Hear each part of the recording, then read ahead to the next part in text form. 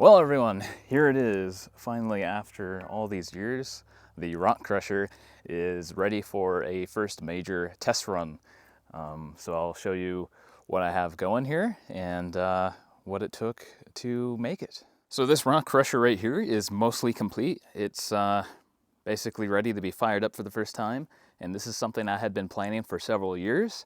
And it's finally ready to be fired up, and we'll see how she does. I've already had run a couple test runs a couple years ago, and should be hopefully good to go now. Here's the shaft. You can see I just used this to hook up the chains. We'll see how well that holds up. Maybe in the future, since this is built heavy duty enough, I might be able to put on some hammers, and that might work better. You can see there's a lot of points for attachment here. I'm only running 6 chains in this thing, and this thing rotates counterclockwise, so it'll kind of suck things down from that chute and hopefully pulverize it and shoot it out through here.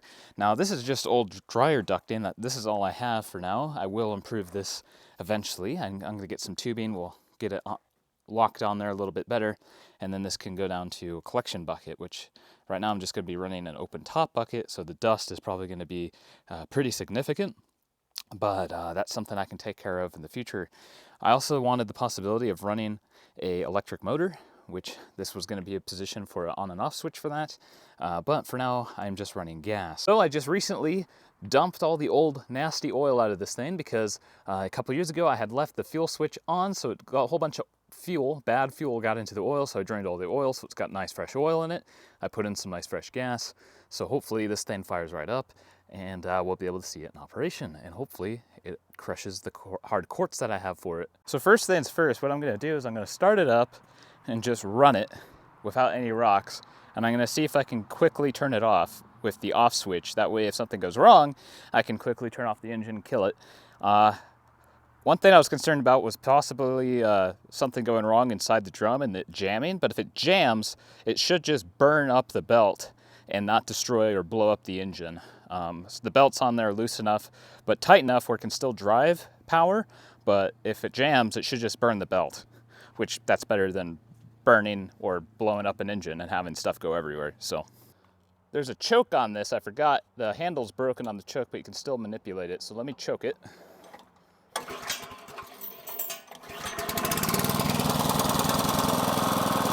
Throttle it up.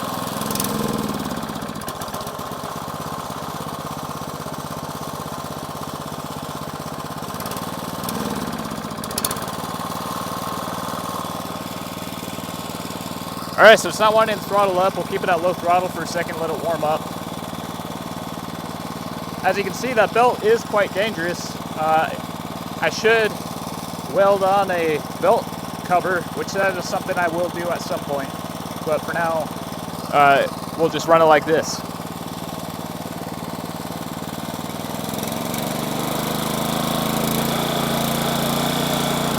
There we go, we got it nice and throttled up.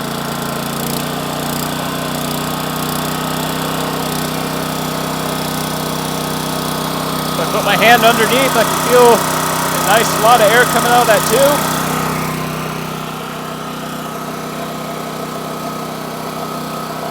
I can also feel we got some suction right there. It sounds really good. All right, I'm gonna cut her down now.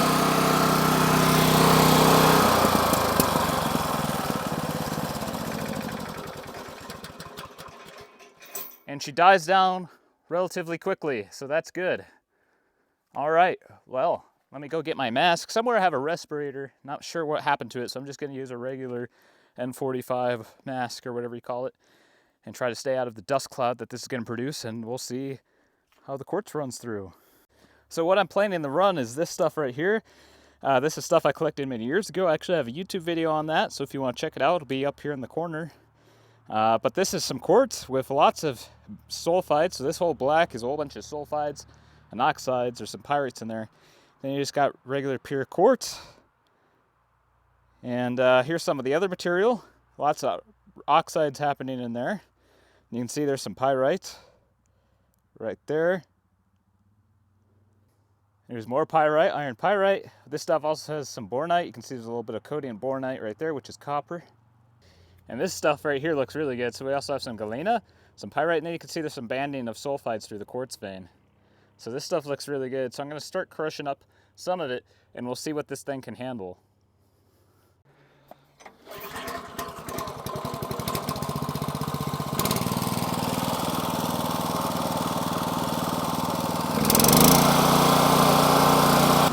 So we'll start with the smaller rock first.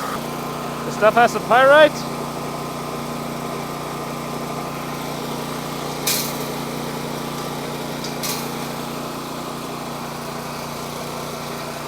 Oh yeah, she's making dust. Try some bigger stuff real quick. We do have some dust escaping out the door. We'll try this piece real quick. Oh yeah. All right, let's start pushing it a little bit. We'll see if it can handle this stuff here. Increase the throttle.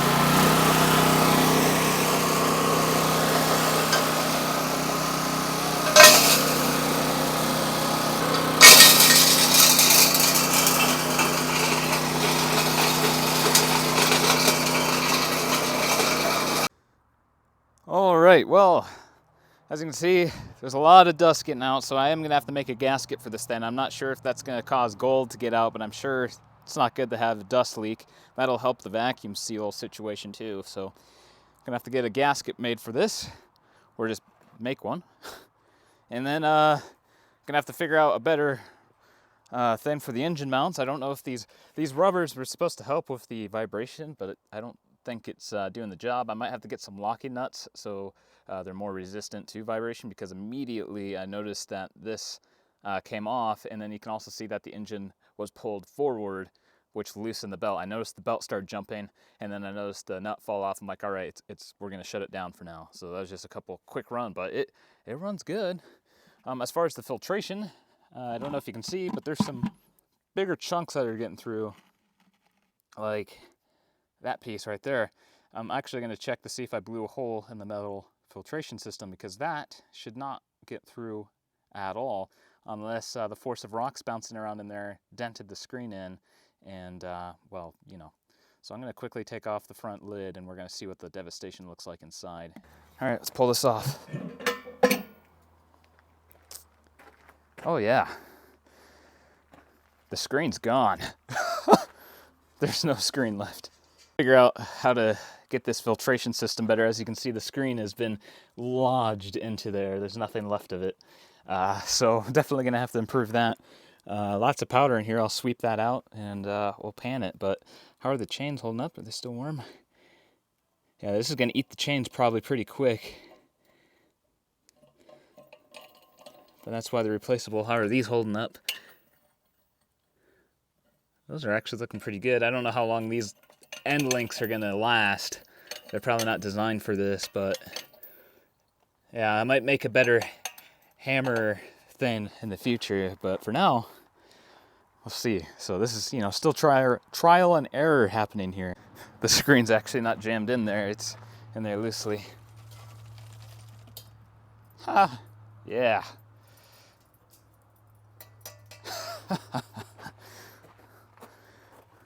That's a little toast.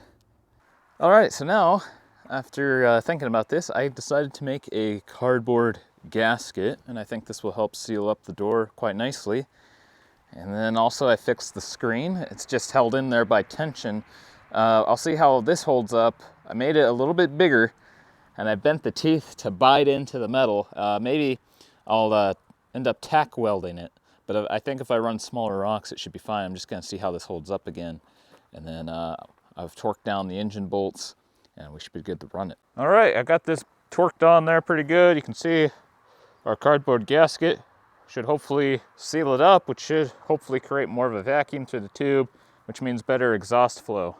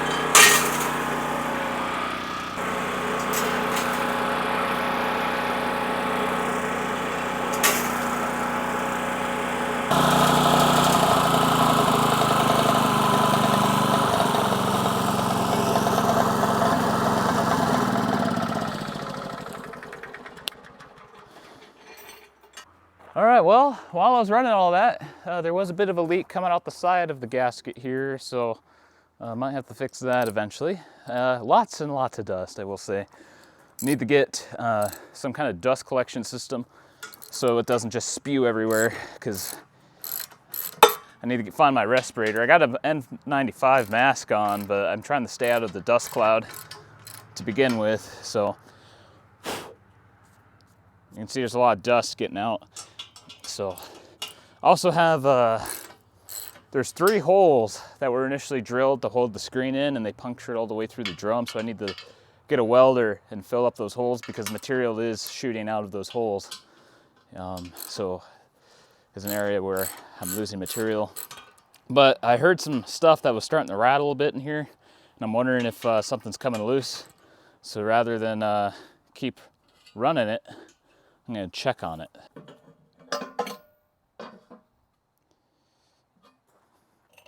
Everything's holding here pretty well. There's a decent little chunk of quartz that got stuck on the screen. You can see there's a lot of material in that back corner. I'm wondering if that piece of metal that got left in there is preventing a lot of that from getting caught out, so I need to sweep that out. So there's the bucket of concentrates. Well, not concentrates, but just the crushed material. You can see after I adjust the screen, it's a lot better. Still some bigger materials getting through, but for the most part, no. These holes are pretty decent size, so maybe a smaller screen will definitely help. But as you can see, you can already see the wear and tear on the drum in here. I'm a little worried how that's gonna handle, you know, after many hours of this thing running. I'm wondering if my chains are a little bit too long. It's sagging right now, the main shaft, because I have the front door off, but I'm wondering as it spins faster if these are actually stretching out enough just to barely tap and scrape the edge of the drum. So maybe I need to adjust my chain length a bit. You can see the wear marks in there, so yeah. So there's the contents. As you can see, some big stuff got through because the screen got absolutely wrecked, but there's a lot of finer material that is survived the impact, so. But there's a lot more fine material, which tells me the crusher did the job mostly. But yeah, once that screen got blown out, and it's probably my fault for forcing bigger rock down the tube than what was probably should have been gone down in there. So I need to get some smaller stuff in there. Let me tell you, this stuff smells like sulfur. Get all that mud off there.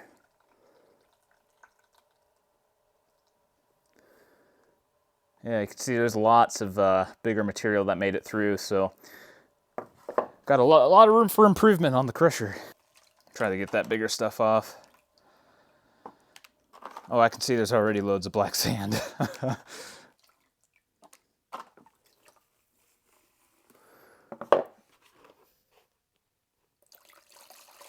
I need a bigger tote.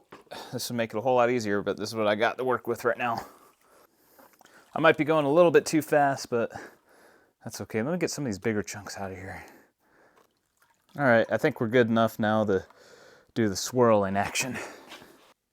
Yeah, there's still lots of big chunks in there. I should have probably tried to screen it. There's all the black sand right up there with the bigger quartz.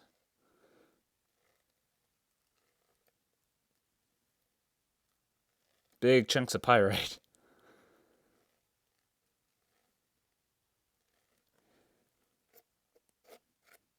Yeah, look at all that dark sulfides and black sand layer right there. That's good stuff. Now, just because there is invisible gold doesn't mean there's no gold in here at all. It could be locked away in the sulfides, and that's where a fire assay would be useful.